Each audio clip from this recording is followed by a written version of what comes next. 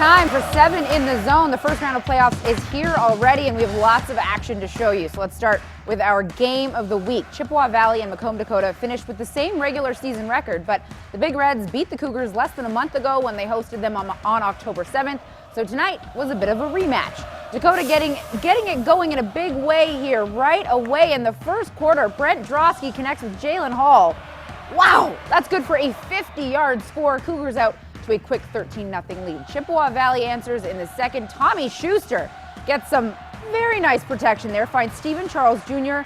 He gets past his defender and he's gone 80 yards to the house. Big Reds pull within 6, but Dakota pulling away in the second half thanks in part to a pair of touchdown runs by Anthony Clements. Cougars avenge their earlier loss with the win.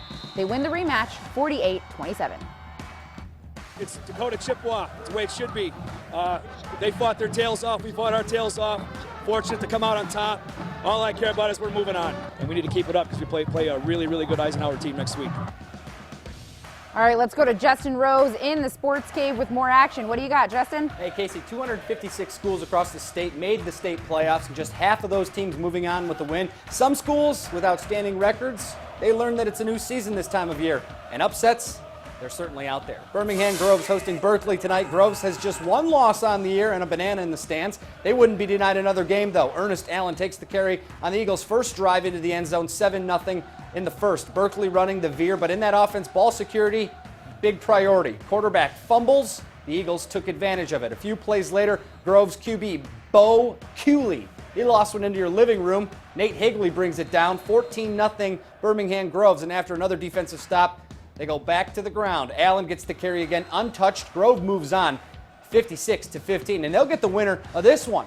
Brother Rice and Warren Cousino pick it up in the third quarter. Rice down 3, but Mariano Valenti showing off his arm strength. Perfect strike over the middle to Matthew Jordan. Rice back in front.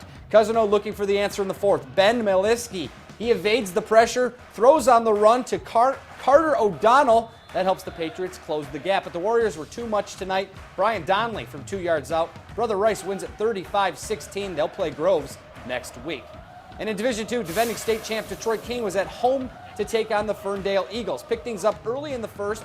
Jalen Wilson goes untouched, 17 yards for the touchdown. King up 7-0. And more from the Crusaders on the offense. DeQuan Finn, the QB keeper, he would score from 10 yards, 2-score advantage. And the All Crusaders from here on out. Finn finds Javion Morton streaking down the sideline, basket catch, 32 yards. King moving on, 38-14. Case?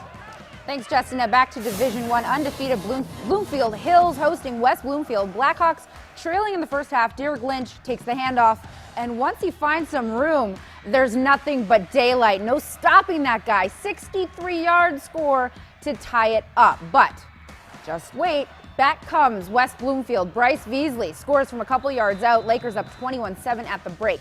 Garrett Wynn puts the finishing touches on this one. Lakers hand Bloomfield Hills their first and only loss of the year, 31-14 the final. Of course, we're going to talk Pistons when we get back. They were hosting the Orlando Magic in their home opener tonight, and if they wanted to put on a show for the hometown crowd, I think it's safe to say they succeeded. We'll show you that game right after the break.